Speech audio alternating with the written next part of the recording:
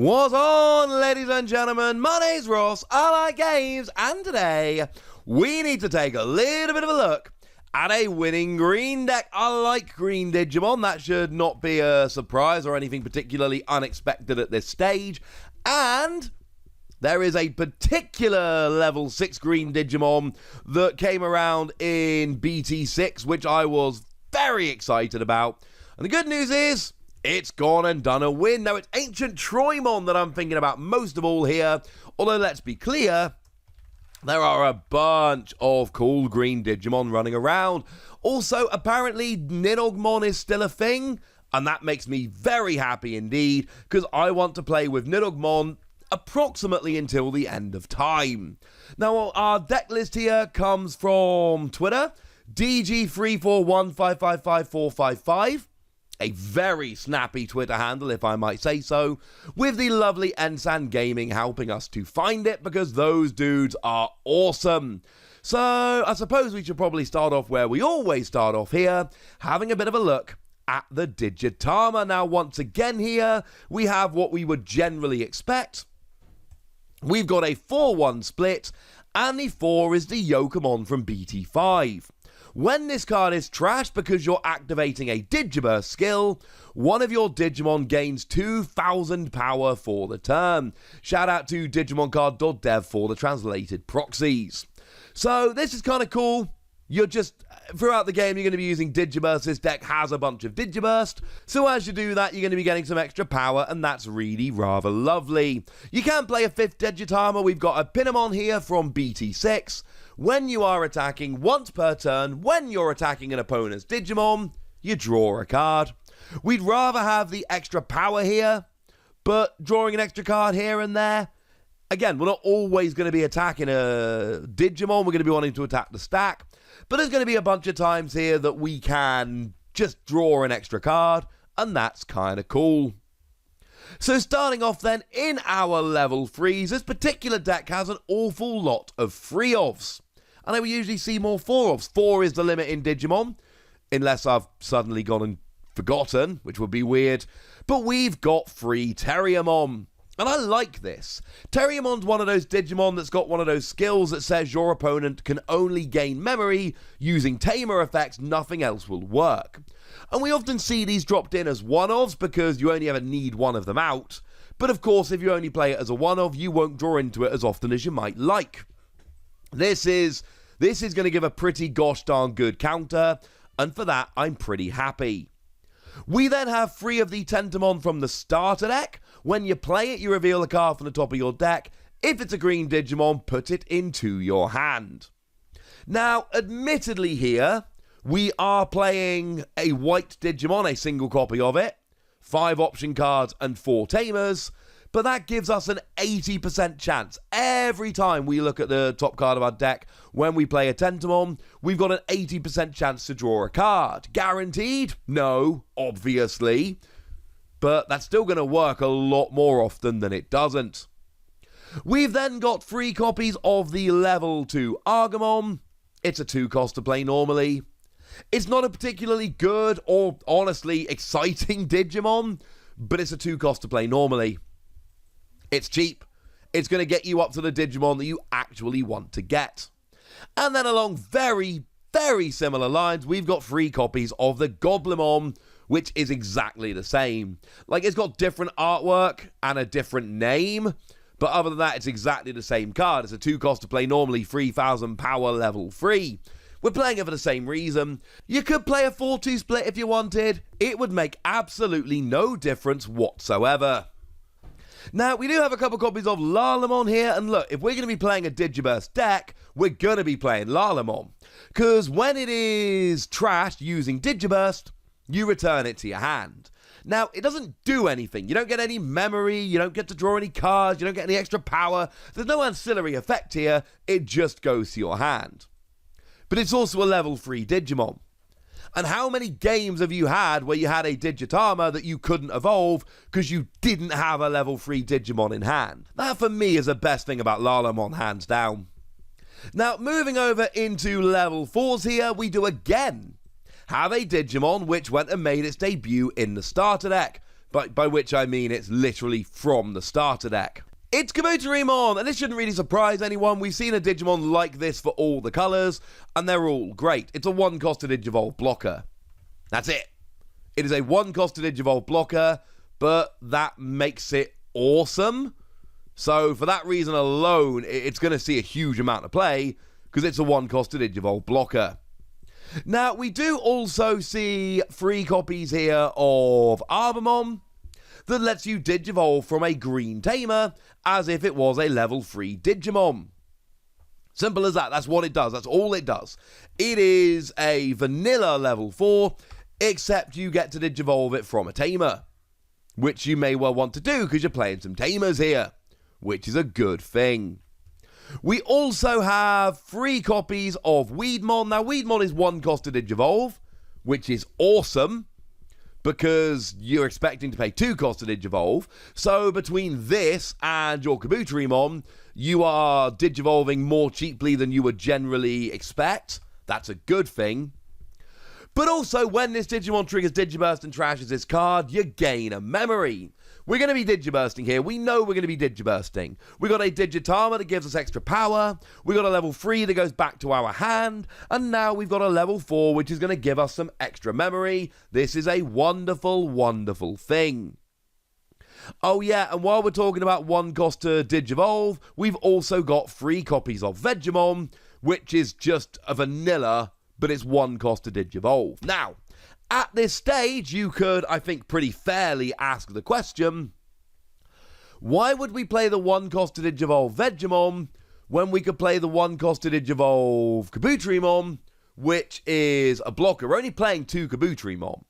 Or we could play an extra copy of Weedmon. Now, the answer here is, I can understand why you would play it over Kabutorimon, because it's a 4-cost to play normally, and you might want to hard cast it. There is absolutely no reason to play 3 copies of this and 3 copies of Weedmon. Weedmon's got a really nice inheritable skill and the exact same stats. So I like this deck. This is a cool deck. But do me a favour. Drop down to 3 Vegemon and go up to 4 Weedmon, would ya? That would be awesome. And I know you're allowed to play 4 copies of a Digimon card because we have 4 copies of Blossomon. You have to play 4 copies of Blossomon, right? If you are playing a green deck and you're not playing 4 copies of Blossomon, something's probably gone a little bit weird, because Blossomon is flat out brilliant.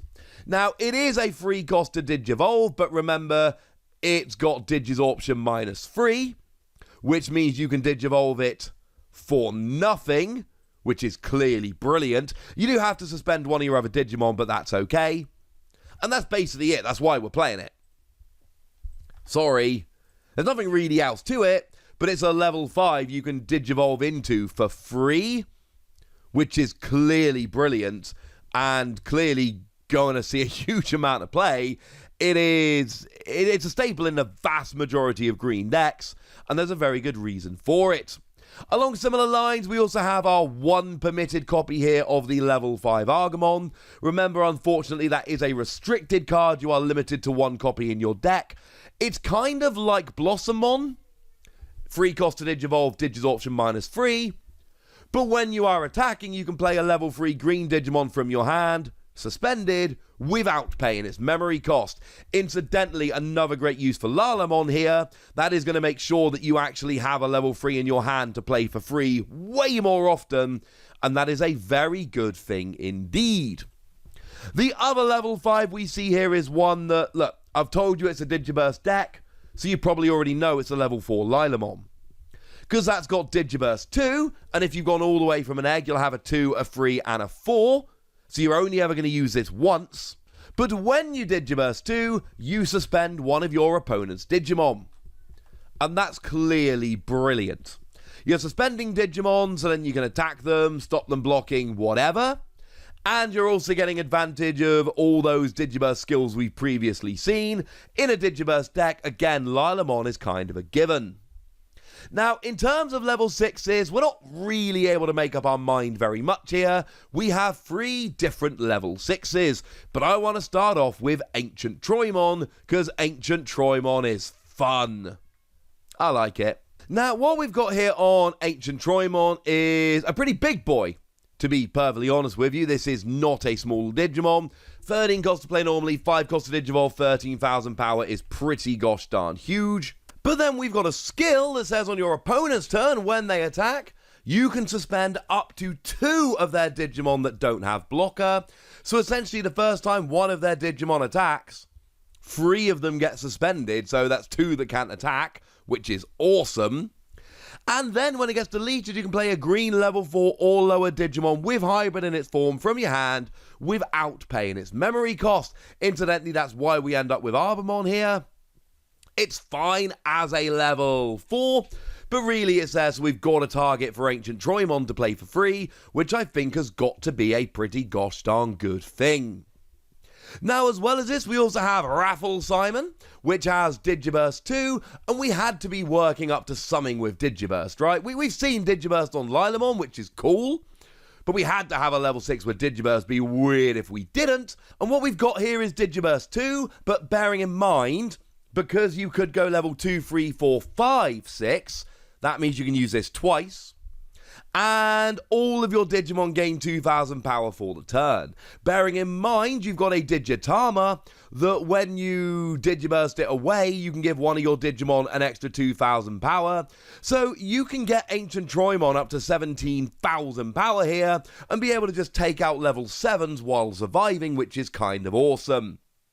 Also, once per turn, when your Digimon uses Digiburst, you get to choose one of your opponent's Digimon and say they cannot attack or block until the end of the opponent's next turn.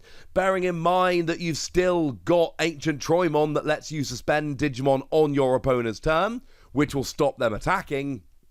And this is honestly a pretty brutal deck in terms of just stopping your opponent using half of their Digimon. And then obviously we got Nidhoggmon, because Nidhoggmon's amazing. When you Digivolve Digiburst 4, and you suspend all of your opponent's Digimon with 5,000 power or less, and then all of their suspended Digimon go to the bottom of their owner's deck in any order.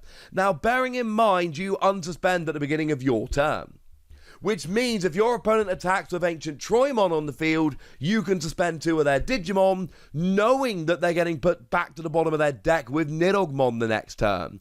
You can Digiburst with Lilamon to suspend them, and then put them back on the bottom of the deck using Nidhoggmon.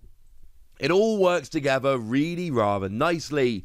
Do, however, remember that being a level 6 and needing Digiburst 4 means you do have to go all the way up from the egg. Level 2, 3, 4, 5 all need to go away so that you can Digiburst 4 using this level 6 Digimon. Either way, that's fun. And then a copy of Chaosmon. We like Chaosmon. Chaosmon's a very, very good Digimon. It's only a rare, not a super rare, which makes it far more available. People love it. Essentially, it's got piercing, meaning you can take out a Digimon and then perform a security check, bearing in mind how many options we've got for giving this an extra 2,000 power. And an extra 2,000 power puts this up to 16, which is higher than any other Digimon naturally has, which is huge. And when you Digivolve, you unsuspend it, and you can attack your opponent's Digimon, and you can attack an unsuspended Digimon. Bearing in mind you've got piercing, and bearing in mind that you are almost certainly going to have 16,000 power, which means that you are going to be able to take out a level 7 that's active and survive, while then taking out security as well. This is kind of ridiculous. It's only a one-off, it's not going to work every time, but when it does, it's kind of beautiful.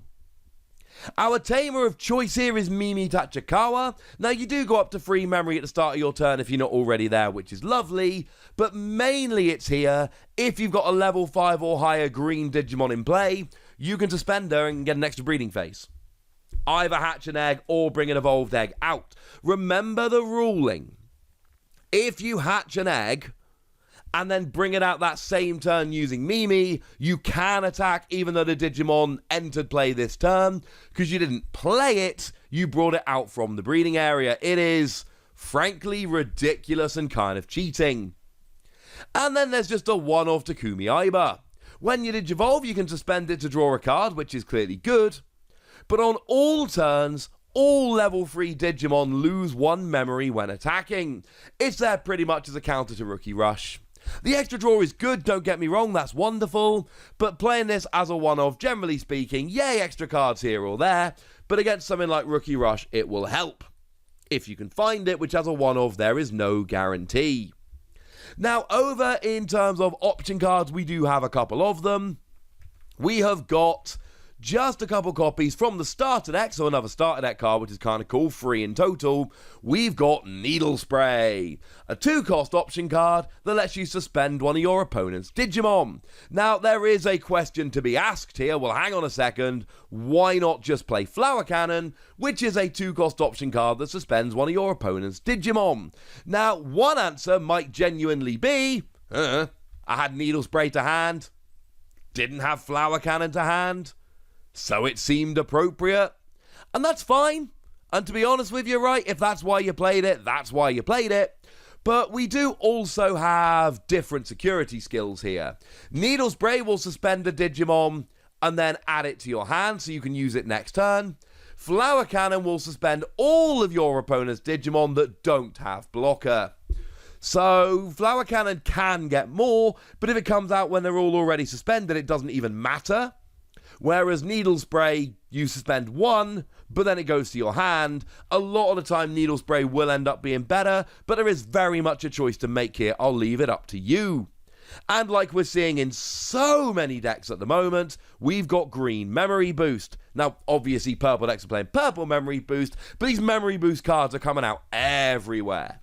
Now, free cost, reveal the top 4 cards of your deck, add a green Digimon to your hand. You're going to find a green Digimon, so you're going to get a card which is nice, and you do get to choose. But then it's got a delay that lets you trash it in your battle area to gain 2 memory. Which again is clearly a good thing. You're gaining memory, that is going to help. It means that your opponent cannot always actually predict what you're going to be able to do because they don't know exactly how much memory you've got, and that is a very good thing indeed. So there we go, ladies and gentlemen. That's the deck.